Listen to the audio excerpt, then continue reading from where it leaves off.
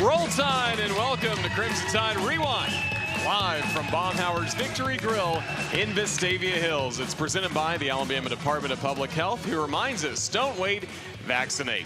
Welcome, everybody. I'm Roger Hoover, joined by former Crimson Tide linebacker Cory Reamer. And Cory, Roll Tide, it's always good to talk after a win. Yeah, it is. It is. And it's even as ugly as it was, it's a win. And I think this game was a lot of feeling out for what the rest of the season is going to look like for this Alabama football team. There was obviously a change at quarterback, which has been the hot topic for today and the rest of the weekend and during the game. But defense plays well, holds South Florida to 3 points. It was nasty weather.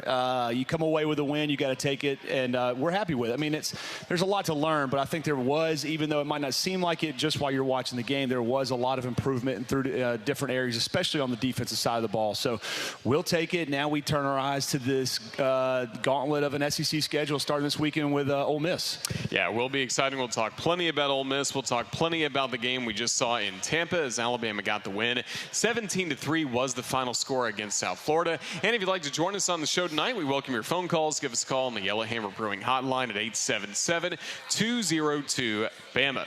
We go back to the quarterbacks for just a minute. Obviously, we saw Tyler Buckner start the game. Ty Simpson late in the second quarter took over, and he finished the ball game for the Crimson Tide. Then today we learned from head coach Nick Saban the starting quarterback will be Jalen Milroe. Yeah, you know, after watching that game on Saturday, I'm not shocked. You know, we knew what we had with Milroe.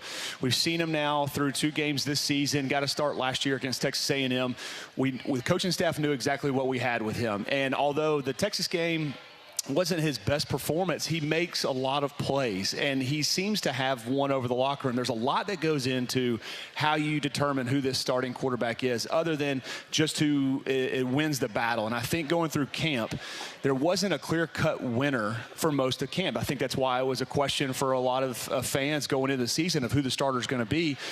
There's a lot of it that it was reflected in the locker room, too. Who's the guy that's won over the locker room? Who's the one that the players have the trust in, and they want to go, you know, to see those guys running out there. I remember, you know, going into 2009, I believe it was, we had Star Jackson and Greg McElroy. There was a big quarterback battle going all the way through the summer, and a lot of the locker room at the beginning when the battle really started to heat up in the summer, a lot of the locker room thought it was going to be Star Jackson's job. And you go through summer and you watch 7-on-7, you go through camp, and you could just tell slowly that Greg McElroy wins the locker room over just by how he performs during the summer and during fall camp. And this year, it just didn't seem like there was a clear-cut guy that stepped out. But I do think that the locker room was really behind Jalen Milroe. So going into this game, Coach Saban and that staff, after what happened against Texas, really had to just put all their chips on the table and see, all right, these 2 guys have had good weeks of practice. We need to figure out if what we see in practice translates into real live game experience. And you saw Buckner go out there, plays a quarter and a half, and there was just a few mistakes. There were some missed opportunities from him, and they quickly moved to Ty Simpson. And he goes out there and he does some things well, but also makes some of the same mistakes that Buckner did, just missing some throws, some obvious throws that you expect our quarterbacks to be making at this point. I think he did establish himself as that number 2 guy going forward, but we know that Jalen Milroe never saw the field because I think they really wanted to give both these quarterbacks an opportunity to put as much tape as possible to make an argument for themselves as the starter. And now we lean back, and Jalen Milroe is going to be the starter going into this week against Ole Miss. And I think he's earned it. You know, you saw what he was able to do, even with the 2 interceptions and the mistakes that he made. He makes so many plays with his feet, the intangibles of being able to pick up bad snaps and run through tacklers and extend plays. We just got to clean up the mistakes. Both guys on Saturday didn't turn the ball over, but you know that's one thing that Jalen Milroe's got to figure out going into this SEC schedule is how to take care and protect the football and not really shut down drives on things that we're doing. You know, and some of those mistakes were not great mistakes. They're throwing into some pretty bad coverages. If he can clean that up and keep building his confidence going forward, he's going to be a good quarterback for us. But it's just going to take a lot of repetition and faith from this staff to go out there and be able to call the game plan that gives Jalen Milroe the best opportunity to succeed. And I think we've seen that might be a lot more with his feet than what we saw through the first 2 games. Again, we're going to talk about Jalen Milroe, the USF game, the Ole Miss game coming up. Everything is coming ahead over this next hour here on Crimson Tide Rewind. And we invite your phone calls again to the Yellow Hammer Brewing hotline. Number to dial, 877-202-BAMA. We're We're just getting started with Crimson Tide Rewind. This is the Crimson Tide Sports Network from Learfield. Play action to Williams. Simpson looking downfield. Got a man tight end. Catch made to free. 45. Drop down at the 40. The best gain of the day for Alabama offensively. All the way to the 39-yard line. A 45-yard pickup. One of the best plays from scrimmage of the entire game for Alabama. Ty Simpson to C.J. Dupree. One of the great moments for the Crimson Tide on Saturday at USF. You can keep up with everything Alabama with the Alabama Crimson Tide mobile app presented by Cadence Bank. It's available at the App Store and Google Play. Download the Alabama Crimson Tide mobile app now for free. Fans that wanted to see C.J. Dupree finally got to see him really in action this past week with that catch. Yeah, exactly. We've been hearing the entire offseason about Tommy Rees and his using tight ends, and they really just haven't been a factor in much of the game plan up until this point. So to see him get some action and make some plays, and Robbie Oots too, he had an opportunity to score too. Unfortunately, the throw was a little bit at his feet, but it's good to see those tight ends getting involved with the game plan, especially since we've heard a lot about this transfer from Maryland. We saw what he was able to do last year, expecting him to be a big contributor to this offense. And, tight ends are great. He's a great end-of-line blocker, but he is also, as we saw, can get out into the passing tree and make some plays with his hands as well. So good to see him get involved. Hopefully there's a lot more of that, because the tight ends these days, as athletic as they are, with Nyblack and Oots as well, and Dupree, those guys can be mismatches in coverage when you're having to put safeties on these guys and how big and athletic they are. They can really provide a lot of big plays for this quarterback, and they can also be outlets for those guys whenever the pressure's getting a little hot. So the Crimson Tide again pick up the win 17-3 against South Florida. How good was it to see that final drive Alabama took to really put this game out of reach? It, of course, ended in the 1-yard touchdown rush by Ty Simpson, but churned up 6 minutes of clock time, 80 yards, 11 plays. Yeah, seeing us be able to put an 80-yard drive together, to put that game in hand, it was good to see. And I think you heard Coach Saban talking about it after the game or in his press conference today about challenging that offensive line. They struggled for a lot of this game. I think we gave up another 5 sacks, so it's a point of emphasis for this offensive line to continue to improve. But he goes in the huddle right before that drive, hey, let's take this game and let's run the clock out and let's put this thing to bed and move on. And they responded, which is great to see. You finally got to see them wearing down that South Florida defense, who was pretty effective for most of the day. I mean, they were bringing a lot of different looks for this offensive line and these running backs, especially a lot of their pressure packages, and we're causing some fits. So to be able to put that together and finish it off, punch that last touchdown in and really put the game out of hand, it was good to see them respond that way. As much criticism as they've taken this season so far, the high expectations that everybody had for that unit, that front offensive line, and to have the games that they've had so far, they're prideful and they want to play better, and they wanted to put better tape out there than what they've shown so far. And this might be a stepping block for them to continue to build from. Hopefully it is, because that Lane Kiffin and this Ole Miss staff are watching this tape from this past weekend and against Texas, seeing what both teams were able to do, and switching up some of their packages from the defensive standpoint to get pressure on these quarterbacks, and they're going to be implementing a lot of it. So hopefully this offensive line is able to learn from the mistakes this past weekend, and building confidence going forward, and put a little better product on the field on Saturday. Again, if you'd like to join us on the show tonight, give us a call on the Yellowhammer Brewing hotline at 877-202-BAMA. This is the Crimson Tide Sports Network from Learfield. Williams still in the ball game to the right of Ty Simpson, the quarterback now for Bama. Hand off again to Williams, bounces to the edge, cuts it back, 20, down to the 15, down to the 10, fighting to the 5-yard line. First and goal, Bama. Another bank first down. Our next question to Cory Reamer is brought to you by Alabama 811. To help prevent injuries, outages, and loss of life, call 811 or visit AL811 before you dig. It is free, it's simple, and it's the law. My next question to you, how about Roydell Williams? Yeah, that was good to see. That was probably the highlight of this game, is in Jace McClellan in the first half, too. He busted off a lot of good runs. The running game seemed to start finding a little bit of rhythm. We came into the season with 4 or 5 guys in that running back room that we were expecting to see heavy rotations from. And what I saw in this first half was you saw a heavy dose of Jace McClellan, and he kind of found a groove, busted out a few big runs. And then when Roydell really took over in that second half, you could just tell. And you always hear about running backs, they kind of gain They get stronger as the game goes on. That's what you always heard about Derrick Henry. When we were putting games away, you could just hand it off to him every time, and it seemed like he never ran out of steam, and it just pounding the defense over and over and over again. You could just see it wearing on him.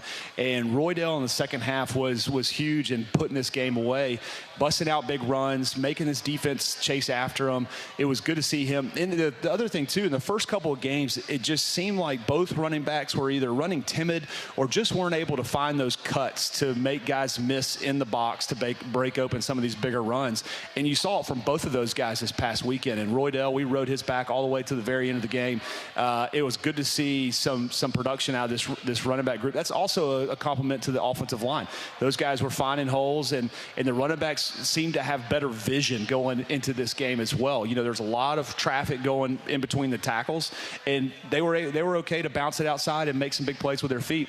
This defense was a good defense for us, a good test for this team, and I thought that the running backs really stepped up in a big way to help carry this team. I mean, you put 17 points on the board, and a lot of the offense that we saw really came from those running backs. Yeah, the Crimson Tide rushed for 203 yards, a couple of touchdowns. Roydell Williams led the way, 17 carries, 129 yards in this game against USF. You know, PNC Bank is pleased to be back this season with the PNC Achievers throughout the collegiate year. PNC Bank will salute both academic and athletic excellence through its proud partnership with the Alabama Crimson Tide. Again, we invite your phone calls to the Yellowhammer Brewing Hotline, 877-202-BAMA is the number to dial to join us tonight on Crimson Tide Rewind. This is the Crimson Tide Sports Network from Learfield. So Williams still in the game to the right of Simpson. From the pistol, snap, handoff into the end zone. Touchdown, Alabama. Finally, the Tide finds the end zone. Roydell Williams able to bull his way in behind the right side of that offensive line. And Alabama has its first lead of the day. It's 9-3. To be part of tonight's Crimson Tide Rewind show, you can also submit your question to us on the Alabama Media Group Twitter line at UA_CTSN. That's brought to you by AL.com, your source for SEC sports. Roger Hoover alongside Cory Reamer here with you from Baumhower's Victory Grille in Vestavia Hills. But right now, we will go to the phone lines today. Yellowhammer Brewing Hotline, again, 877-202-BAMA, the number to dial. And Earl dialed that earlier tonight, so we go to him first. Roll Tide, Earl. Roll Tide. Let me ask you a question. Do you think our offensive line is in shape? Are they too big? They look fat to me. Now, I'm 75 years old, and but they really look slow and fat. And I right or wrong? Yeah, they're definitely a bigger group, that's for sure. It's I think the average weight across the board was somewhere in like the 360s, as if I remember correctly, or 340, somewhere around there. Bigger than a lot of NFL offensive lines, that's for sure. And you know, we knew this going into the season that they were really taking pride in being able to run the football, pushing guys off the line of scrimmage. What you haven't seen a ton from this offense that we kind of got used to in the past is running a lot of tunnel screens or getting some tight end screens, running back screens, where you're asking those guys to get out in space. And we're very, very limited in that, so you really haven't seen them being very mobile. They're definitely big guys. There's no doubt about it. And what was it? Caden Proctor's 360. I mean, we just got there's a lot of weight across the board, and I think that going into this season, we were expecting them to really establish the running game early, and they just haven't been blowing guys off the line of scrimmage as much as we probably expected them to.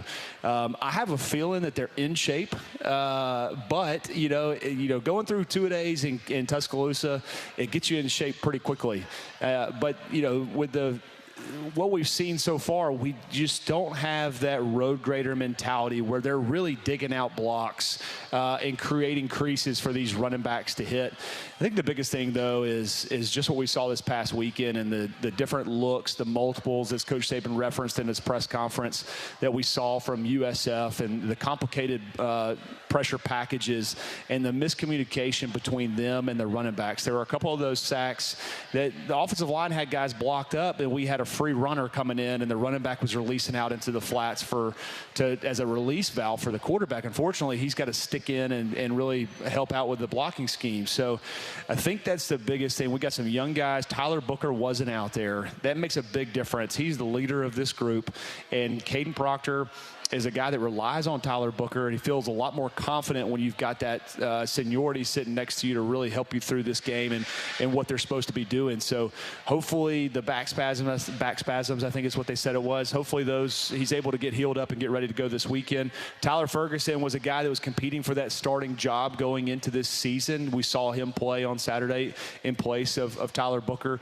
There's still, we talked about it last year too. It feels like it's a broken record. We had a lot of new faces across that front.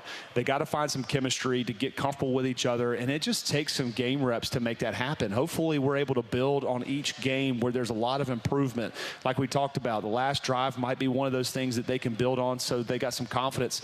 And we need to see some of that nasty play that Tyler Booker was preaching about during the preseason of going out there and establishing, dominance from the front. That's what really this offense is built to get behind. If you can go out there and physically whip the guy across from you, it really opens up a lot in the play calling from an offensive standpoint, and it really makes those defenses that you're facing quit a lot sooner. They don't like those being pushed around and being pushed off the line of scrimmage. So hopefully this is something that continues to get better as we go, because everybody's talking about it. It's no secret. It has definitely been giving up 10 sacks in the last 2 games is not what you want to see from this front.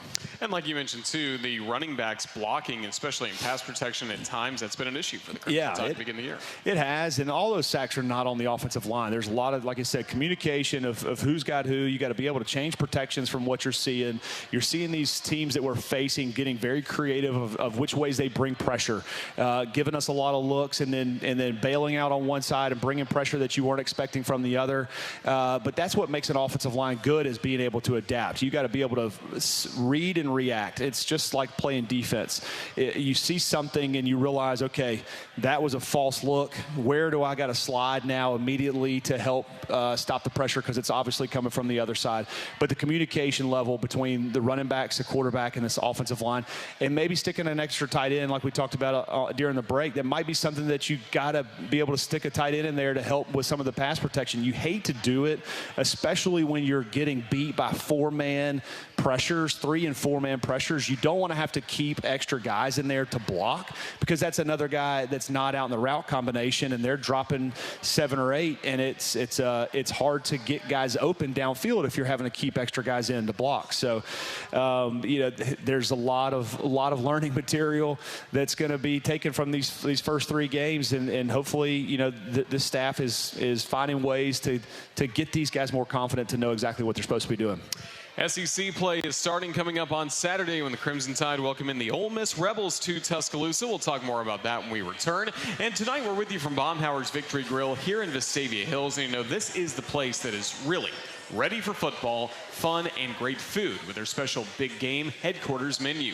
Get hooked on their delicious all-new lemon garlic salmon and the new char-grilled flat iron Callaway steak with the signature shrimp etouffee. Baumhower's legendary fun, legendary food. A lot of people in the building tonight watching Bryce Young play some Monday Night Football for the Carolina Panthers. Certainly glad to see it here in Vestavia Hills. We'll continue with Crimson Tide Rewind in just a moment. You're listening to the Crimson Tide Sports Network from Learfield. 15-yard pickup, play action again. Brown stepping up, looking deep. He doesn't have anybody there except Malachi Moore. Interception, touchback. Malachi makes the pick. There was a misread on the route, but Malachi read it perfectly, reeled it in, and Alabama gets the takeaway to keep the lead at 10-3 and take over possession with 6:29 to go. You can also ask us questions tonight on our Alabama Media Group Twitter line at UA_CTSN. That's brought to you by AL.com, your source for SEC sports. And how about the play of Malachi Moore? That interception was really critical for a Crimson Tide defensive effort that resulted in only 3 points for the Bulls, no touchdowns. Yeah, the only 3 points that they gave up were after the muff punt from Kool-Aid. It seemed like we were about to get set up with some really good field position, and unfortunately the ball bounces the wrong way and hits Kool-Aid on the as it's bouncing around and they pick it up and we turn the ball over there. You know, those are the kind of mistakes that you just irk Coach Saban. He just hates to see us doing things like that really give the other team opportunities. But give the credit to the defense. They turned around, held them to a field goal, and Malachi Moore is really on a heater. He had a great game against Texas. He had another great game this past weekend. He's flying around. It's good to see him, you know, after that freshman year where he really put one of those freshman All-American campaigns together, battles through injury for the next couple years, and he's bounced back, and he's had a great start to this season. Hopefully it continues because he's kind of that leader in that secondary group that we've got a lot of experience back there, but we need him to continue to play in well. And that was a drive. You know, we're up 10-3 at that point, and South Florida's moving the football at that and during that drive as well, and goes out there and tries to hit the Hail Mary on us, and he plays it better than the receiver, comes down with the football. It's big. It's just good to see a defense creating turnovers, you know, getting a forced fumble from Dallas Turner and then turn around and get the interception from Malachi Moore. Good to see this defense having the production that they had this past weekend. And they also, I think, had 5 sacks themselves. So applying pressure, this is what you want to see out of these Alabama defenses. You know, we got to get some of these mobile quarterbacks. We talked about it during the show last week, and we saw a lot of success from South Florida of him breaking the pocket and making big plays with his feet. You got to go wrap this guy up. A couple times we bounced off of him, didn't get him wrapped up, and he starts making big plays with his feet. But this defense has definitely improved the first few weeks, and we're going to get tested this week because this is another coach that we're going to see in Ole Miss that saw the tape from, you know, coached with Steve Sarkisian. They're going to call a lot of the same game plans, and so this defense better be ready. Deontay Lawson certainly looked ready with 10 tackles to lead the way for Alabama. Now he's 3 games in as a signal caller, and it looks like he's getting more comfortable each week. Yeah, he is. I mean, he's a guy that's in the middle that's really made a name for himself. He's that leader. You go to practice, you listen to him. He's the one that's always holding everybody accountable. He's kind of the glue for this defense, which is what you want out of your middle linebacker. And he stepped his game up a lot. He's not afraid to come downhill and play the run. He's a bigger guy, but he can make plays in space. He's got a lot of speed. We got a lot of speed across the board at linebacker, but definitely with him in the middle, and he seems to be getting more confident, getting those play calls in. That's a big pressure. I mean, it's not easy to, especially when you got a team that's trying to move fast and you got to look to the sideline and get the call from Coach Steele and then turn around and tell everybody and get set up and lined up and then be able to dissect what's going on pre-snap. It's a big responsibility. You know, we had Henry To'oTo'o who did it last year, did a great job for us. And so for Deontay taking over that role this year, it's a lot of weight, and he's handled it very well. We've had other guys that have tried to step into that role, and it was just too much where they just weren't able to play as fast and efficient before in the past. But luckily, we were able to find that guy in Deontay this year, and he's stepping up in a big way for this defense. Great performance by him. Great performance as well by Dallas Turner. He led the way with 2.5 sacks in that ball game against South Florida. Crimson Tide Rewind is presented by the Alabama Department of Public Health, who reminds all Tide fans to stay up to date with all recommended vaccinations. Flu season is here, and COVID-19 continues to affect our community. Don't wait, vaccinate. When we come back, we'll be hearing from the head coach of the Alabama Crimson Tide, Nick Saban, as he'll talk about the quarterback situation moving forward for the Alabama Crimson Tide. This is the Crimson Tide Sports Network from Learfield. Williams bounces it left, bounces across the 30, foot race, midfield, 45, 40, stops, gets knocked down, and wisely Tyler Watts stayed in bounds as he's brought down right around the 30. You have a taste for winning? Dreamland Barbecue offers the triple threat: dine in, carry out, and catering. Dreamland Barbecue, ain't nothing like them nowhere. Proud supporter of the Alabama Crimson Tide. Well, as we get set for Alabama to start SEC play coming up this week with the Ole Miss Rebels, it was Coach Saban starting the week with his Monday press conference in Tuscaloosa. And here's part of his press conference earlier today as he gets ready for Ole Miss on Saturday. Look, we're looking forward to, SEC opener. We've had 3 games to kind of evaluate our team in a lot of different areas. Ole Miss is a really, really good team. Lane has done a great job there with the program. This is one of the best offensive teams in the country in terms of things that they do, multiples that they have, the way their players are coached and how they execute. They're playing better on defense. So, this is a really, really good team. And, we're going to have to play, our best, and we need to improve to be able to do that. On 2 points, I think, You know, from a quarterback standpoint, this is all I'm going to say about this. You know, Jalen really showed the leadership that I was looking for, you know, during the game in terms of supporting his teammates and doing the things he needed to do. He's had the opportunity to play, so as the other guys. Jalen played the best of all those guys, and so I think he's earned the opportunity to be the quarterback. On this other thing that I hear floating around out there, I'm sure you've seen the same reports that I've seen, is Kevin Steele is the defensive coordinator. He has all the defensive coordinator responsibilities. The only thing that we tried to improve on from an administrative standpoint was game day administration of getting the signals in quicker. All right, so that's the only thing that, you know, we worked on together as a staff. The whole staff made a contribution to it, and I think it was a lot better in this game than it was in the Texas game. And that was the head coach of the Crimson Tide, Nick Saban, earlier today in Tuscaloosa. And again, clarifying that Jalen Milroe is the quarterback moving forward, and nothing has changed with Kevin Steele as defensive coordinator. Yeah, this is Lane Kiffin just being Lane Kiffin. I think he just enjoys this week so much. He gets to come in and troll Coach Saban. He loves Coach Saban, has this vast respect for Coach Saban, but he does like to take these little slight jabs, make him have to answer this question at his press conference. You know he hates having to deal with these types of things. It's just his way of trying to just get him off his game just a little bit, you know, just one little thing. I expect more comments coming out of Lane Kiffin, or maybe on Twitter. He's a big Twitter guy. It's usually where he airs his laundry or just makes little comments that Coach Saban's going to have to answer the next day. So not a shocker, but, you know, I think that what he talked about there, what the most important thing that we heard was just the relaying of the signals onto the field and being fast. And it really matters for a game like this against Ole Miss when you're going to have a fast-paced offense that likes to make a lot of pre-snap movements, a lot of motions, try to confuse this defense. I remember when I was there, when we started playing these faster-paced teams, there weren't a lot of them. We still had a lot of guys that like to line up in the eye. It was a lot easier then. But when you get these guys that like to run 70, 80 offensive plays a game, and you're looking over to the sideline waiting for calls to come in, and you're jumping up and down and screaming at Kirby, try to get us something. And I remember there's a lot of times that Rolando or whoever was out there would just say, I'm just going to make a call and get us lined up because the offense is set. They're about to snap the ball, and we're still waiting on signals to come in. That's the hardest part when you've got these fast-tempo offenses that you're facing, is just trying to get lined up as quickly as you possibly can.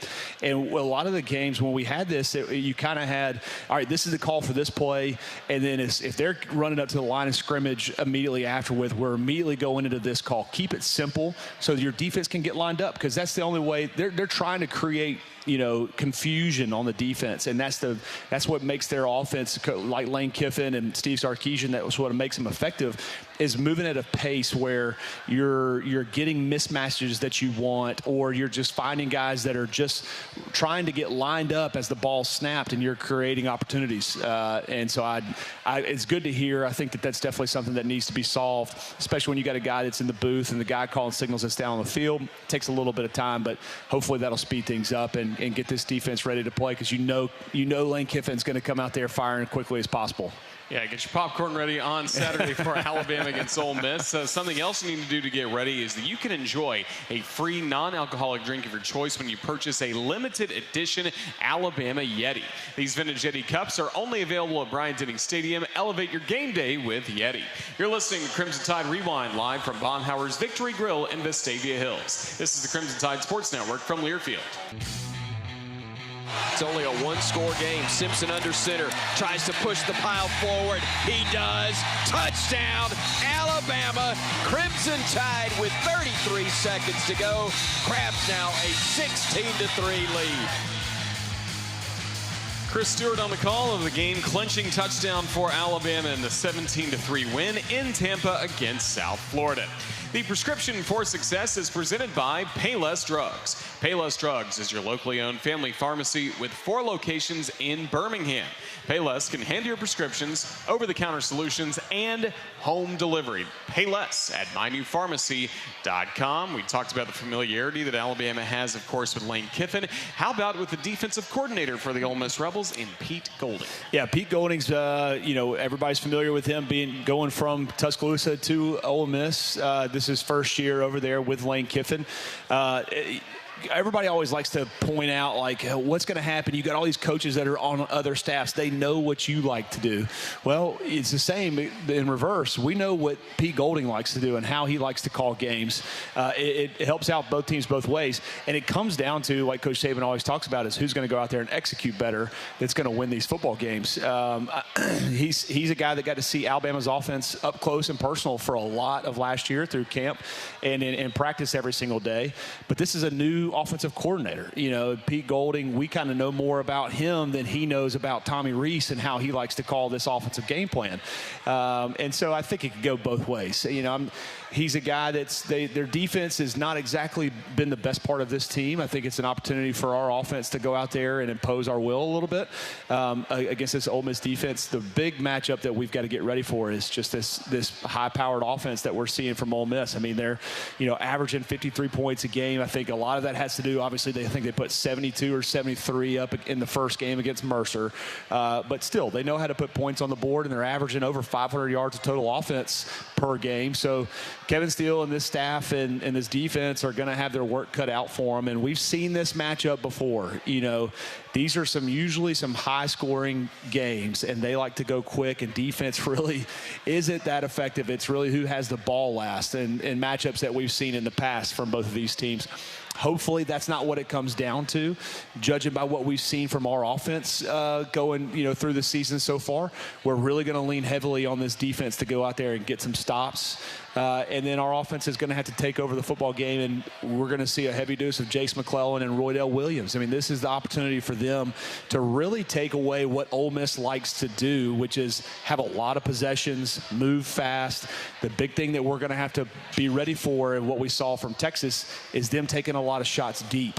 And they like to run sideline to sideline, kind of lull the defense to sleep, and then hit the home run shot. And they've got plenty of weapons on the outside to make that happen. What's going to be most important for Jalen Milroe this week now that he enters the week, knowing he's a starter, knowing he's going to get that opportunity to begin this ball game against the Rebels? Yeah, the biggest thing is he's just going to have to step into this week and know he's the guy and be the leader that this team is desperately looking for. I think that's been a big issue going into camp and into the season of who's the guy, who's going to really take over and start commanding more from the rest of the team. Hopefully, after what we saw last week, and now you've named Jalen Milroe as the starter, he's going to go in there with a little extra level of confidence. All you heard about while Jalen Milroe was the starter is, when are we going to give some of these other guys a shot? Well, we saw what both of those guys can do. Jalen Milroe gives this team the best shot at winning football games right now. And hopefully that gives him a little edge going out there to compete. The biggest thing for him, though, is we've just got to take care of the football. You can't give Ole Miss and this offense more possessions than they are already going to get during a game, because they're going to try to take advantage of the more they have the ball, the more opportunities they have to score. It's not science. It's just you got to keep this offense off the field, protect the football, have some long sustained drives, and really get this running game going to keep their offense off the field. It's going to be fascinating. Alabama against Ole Miss coming up on Saturday. More on that when we return, as Crimson Tide Rewind is presented by the Alabama Department of Public Health, who reminds Bama fans, don't wait, vaccinate. For more information, visit alabamapublichealth.gov/IMN. This is the Crimson Tide Sports Network from Learfield. What's on tap next for Bama is brought to you by Yellowhammer Brewing. Hit your stride with a refreshing Yellowhammer beer, now at Bryant-Denny Stadium and stores near you. Of course, next up, Ole Miss coming up on Saturday at Bryant-Denny Stadium. Our radio coverage will start at 11:30 a.m. Central, kickoff at 2:30 p.m. The game will be presented by the Alabama Department of Public Health, who reminds us, don't wait, vaccinate. We kind of like that 2:30 time slot coming up this week.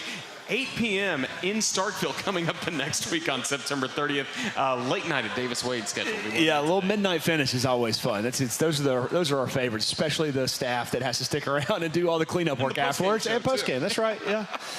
Well, we're looking forward to it as, again, we get ready for the start of SEC play. It has been fascinating to see what the SEC has looked like so far through the first 3 weeks. Some ups and maybe a lot of downs. Yeah, I mean, this is a year that we haven't seen a long time from the SEC. You've got a lot of teams that are kind of in flux of what they're going to look like. Who's going to be the guys that are going to emerge from both divisions? And you've got some teams that already have losses. You saw LSU bounce back this past weekend against Mississippi State. And then you saw Tennessee, who a lot of people had high expectations for, go down to a Florida team that really kind of got embarrassed by Utah the first game of the season. So it's been a long time since we've had so many unknowns across the board in this SEC conference. We're going to find out. We saw Georgia against South Carolina being down 2 touchdowns early on. You just don't know what you're going to get. But this weekend's going to be the test. I mean, this is opening up of conference play. We talked about it a couple weeks ago after we lost to Texas, that everything that we still have set out for this team is still in play, but it starts this week. The real test is finally here. And Lane Kiffin's going to be, he knows that. He's geared up. This team better be ready to respond after what we saw this past weekend. He is going to try to catch us off guard as much as he possibly can. And he does a great job of finding ways to create the mismatches and get the ball in the hands of his best, most athletic players. That's what he's always done. It's what he did in Tuscaloosa. It's what he continues to do over at Ole Miss. And you're, like we talked about earlier, a lot of those pre-snap motions, a lot of burst formations, just trying to figure out how to confuse the defense a little bit and get some of those ideal matchups where he's getting a running back on a linebacker, or, you know, one of the better receivers on a linebacker or a safety, to really try to exploit those and find some ways to make some big plays. So a lot to play for, but it's finally here. Conference play is here for us, and we've got to be ready to go. And it sounds cliche, but for the offense, most important thing, take care of the football. Yeah, I mean, we've hit it so many times, but I mean, it continues to be the point of emphasis for this team. And Coach Saban has said this from day one when he got to Tuscaloosa. The recipe for success is always taking care of the football and not shooting ourselves in the foot. And that happens with penalties. I think we had another big play this past weekend that resulted in a touchdown that gets called back by something that we did. I think that's 4 on the season that we've had end up in the end zone that have gotten called back because of penalties.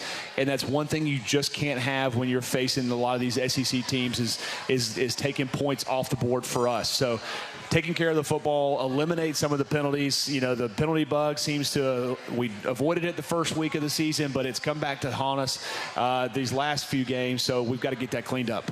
Corey, we're going to talk all about it, of course, with you pre- and post-game. We'll be back here at Baumhower's next week at 6 o'clock. Roll Tide. Hey, looking forward to it. Appreciate it, Roger. Roll Tide. That's Cory Reamer. I'm Roger Hoover, and this has been Crimson Tide Rewind, presented by the Alabama Department of Public Health. If you miss any portion of tonight's show, of course, you can always catch it on demand on our Alabama Insider podcast. Download, subscribe wherever you get your podcast.